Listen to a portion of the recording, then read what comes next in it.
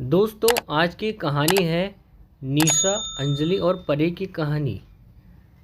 एक बार की बात है, एक गांव में दो लड़की रहा करती थी। एक लड़की का नाम निशा था तो दूसरी लड़की का नाम अंजलि था।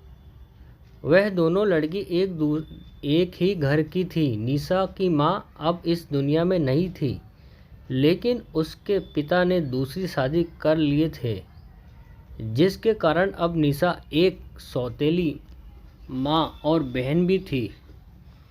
निशा की सौतेली बहन अंजलि ही थी। निशा अंजलि को अपने सगी बहन के जैसी ही मानती थी, लेकिन अंजलि ऐसी नहीं थी। वह निशा को सौतेली बहन के साथ ही अपनी दुश्मन भी मानती थी। वही अंजलि की माँ का भावना भी कुछ इसी प्रकार का था। निशा सुबह उठने के बाद घर का सारा काम किया करती थी। उसके बाद बिना कुछ खाए वह दिन भर गाय और भैंस चराने गांव से बाहर जंगल की ओर जाया करती थी। पूरा दिन वह गाय भैंस को चराती थी और शाम को फिर से घर का काम करती थी। लेकिन इतना सारा काम करने के बाद वह जब भी खाना खाने बैठा करती थी, तब उसकी सौतेली माँ और बहन उसे खाना सही खाने नहीं देती थी। निशा को उसकी सौतेली माँ और बहन काफ़ी परेशान किया करती थी। इसके साथ ही वह उसे काफ़ी मारा करती थी। एक बार जब निशा की तबीयत बहुत ख़राब हो गई, फिर भी उसे घर का सारा काम करना पड़ता था और गाय भैंस को चराना पड़ता था। जब उसकी तबीयत खराब थी और वह गाय भी भैंस चराने गई थी, तब ही उसे एक काफ़ी कमज़ोरी बूढ़ी औरत नज़र आई। वह औरत इस लड़की के पास आई और धीमी आवाज़ से कहा, "हे लड़की, मेरा गला सूखता जा रहा है। क्यों, तुम्हारे पास पानी है?" निशा के पास पानी तो नहीं था, लेकिन निशा ने अपनी भैंस का दूध निकाल कर उस बूढ़ी औरत को पीने को दिया। बूढ़ी औरत निशा के इस व्यवहार से बहुत खुश हुई और वह औरत वहाँ से चली गई। अगले दिन वह औरत फिर निशा के पास आई और पीने को पानी मांगा, तो निशा ने उसे भैंस का दूध दिया। दूध को पीने के बाद वह बहुत दिन तक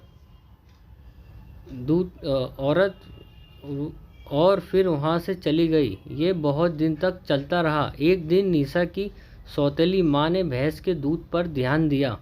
तब उसे पता चला कि भैंस पहले से कम दूध दे रही है। सौतेली माँ ने सोचा कि निशा ही दूध पिया कर रही है, इसलिए उसने निशा को खूब मारा और कहा कि अगर अब भैंस का दूध कम हुआ तो मैं तुम्हारी जान ले लूँगी। आज के बाद तुम गाय भैंस को चराने नहीं जाओगी। अगले दिन निशा गाय भैंस को चराने नहीं गई। बस वह सारा दिन रोती रही। उसने सारा दिन बस काम किया और कुछ भी नहीं खाया। रात के समय जब निशा रो रही थी, तभी उसने सामने एक रोशनी दिखी। देखते ही देखते वह रोशनी बढ़ती गई।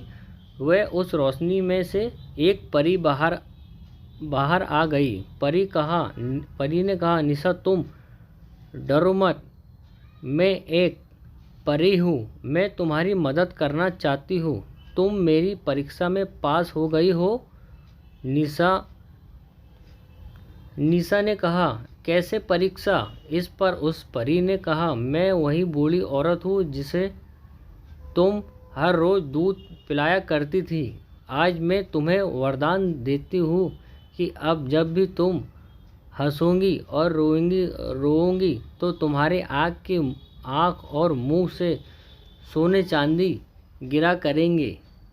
ये कहने के बाद वह परी वहाँ से गायब हो गई। लेकिन ये सब सौतेली माँ ने देख लिया था। सौतेली माँ कमरे में आई और निशा को मारा। जब निशा रोने लगी तो उसके मुंह और आँख से सोने चांदी गिरने लगे।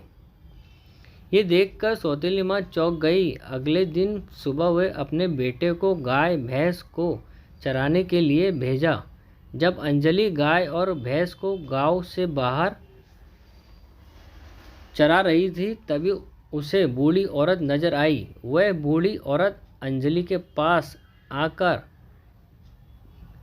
पीने को पानी मांगा। अंजलि ने ना कहा, मेरे पास पानी नहीं। इस पर बूढ़ी औरत ने कहा, अच्छा बेटी, मुझे गाय या भैंस का दूध दे दो, मैं मर जाऊंगी। ये सुनते ही अंजलि को बहुत गुस्सा आ गया। अंजलि ने बूढ़ी औरत को अपने पास से धुतकारते हुए भगा दिया। जब शाम को अंजलि घर आई तो उसने माँ से सब कुछ बताया।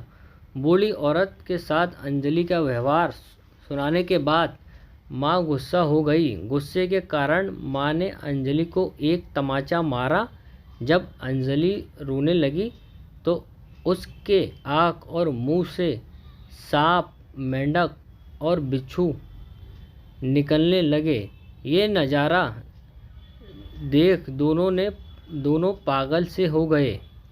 लेकिन सौतेली माँ समझ गई कि ये सब उस परी का काम है। बहुत सी परी बहुत अच्छी होती है और वह इंसान की मदद करती है। परी कमज़ोर और परेशान इंसान की मदद करती है।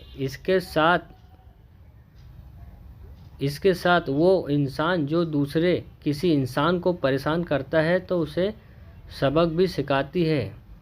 हमें ऐसे ही परी की कहानियाँ लिखी है। आपको ऐसी कहानियाँ पढ़ना काफ़ी मज़ा आएगा।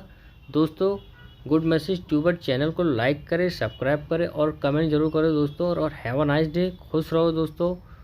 ओके दोस्तों, हैव अ नाइस डे।